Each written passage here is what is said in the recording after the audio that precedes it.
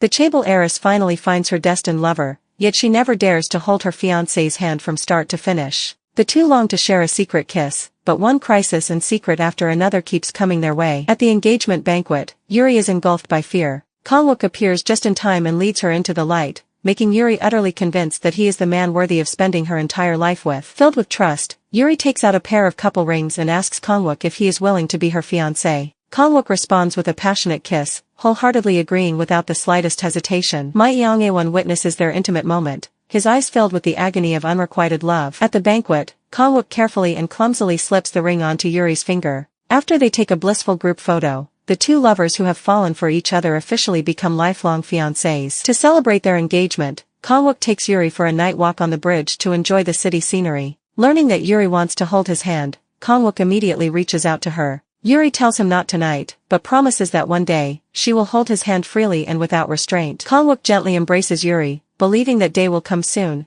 and vows to figure out every difficulty with her side by side. The day after Yuri's engagement, her Aunt Okri begins to stir up trouble among the shareholders. She attempts to convene an extraordinary general meeting of shareholders and pass a motion to dismiss Yuri from her position. Yuri's team analyzes the current situation and confirms that Okri currently holds a slight advantage. Thus, Yuri's top priority is to contact and win over wavering shareholders as soon as possible. Before reaching out to the shareholders, Yuri calls Kang-wook, telling him that an emergency has arisen at the company and that she will contact him once she has dealt with it. Yuri spends the whole day making non-stop calls to potential shareholders who might support her. Throughout this period, Kang-wook waits anxiously for her reply. Fully aware of Yuri's predicament, My Young-won chooses not to offer any help. Instead, he asks Yuri's cousin out for drinks. Seeing My Young-won's persistent affection for Yuri, the cousin asks when he first fell in love with her. My Young-won cannot pinpoint an exact time. Growing up, he had to watch others' moods and tread carefully with every step he took. Yet everything is different with Yuri. She lets him drop all his guards and worries, allowing him to feel relaxed and at ease. My Young-won admits that his pursuit of Yuri this time is reckless, risky, and even a desperate gamble, but he has no choice but to press on. While Yuri is still striving to win over shareholders, she turns around and finds Kang-wook standing right behind her.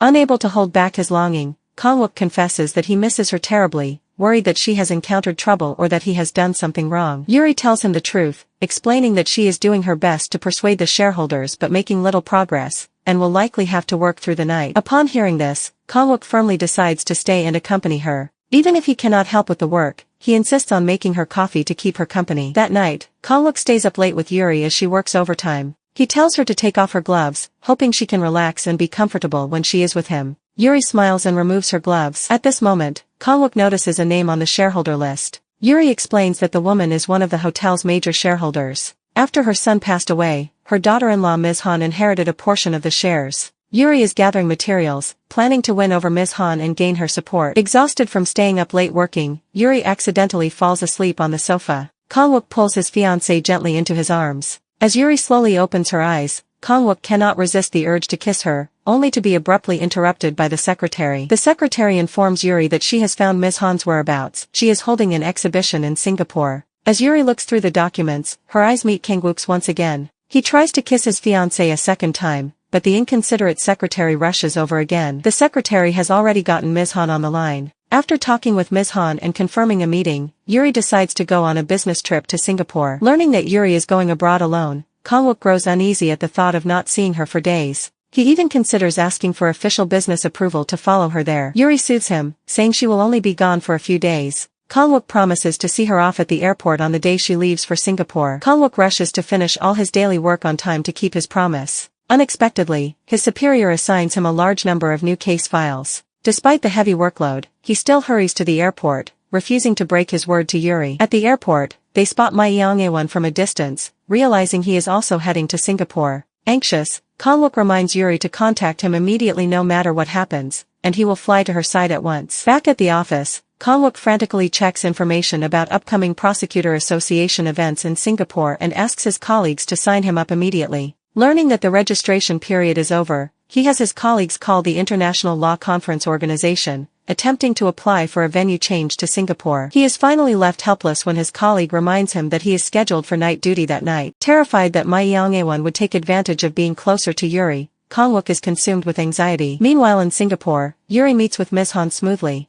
Unexpectedly, Ms. Han gets straight to the point, telling Yuri that someone approached her for a deal an hour earlier, offering to purchase all her shares at twice the market price, and she has already agreed to the transfer. Yuri tries to ask for the buyer's identity, but Ms. Han refuses to reveal any information. She adds that she has no interest whatsoever in the family power struggles of Yuri's conglomerate. Unwilling to give up, Yuri does her utmost to offer Ms. Han favorable benefits, yet she is still firmly rejected. After Ms. Han leaves, Yuri finds out that she will attend a cocktail party that night. Clinging to her last chance, Yuri heads to the party venue, where she unexpectedly runs into L0ve. As the two talk, someone suddenly jumps into the swimming pool. The scene jolts Yuri's long-forgotten memories crystal clear, bringing her back to a cruise ship 12 years ago. Back then, L0ve's younger brother Hwan had a crush on Yuri and gave her his most precious pendant, which was said to ward off ghosts and evil spirits. To Hwan, if any danger arose, he would sacrifice his own life without hesitation to save Yuri. Before long, disaster struck. Yuri witnessed Hwan arguing with his elder brother L0ve. In the middle of their dispute, the cruise ship ran aground.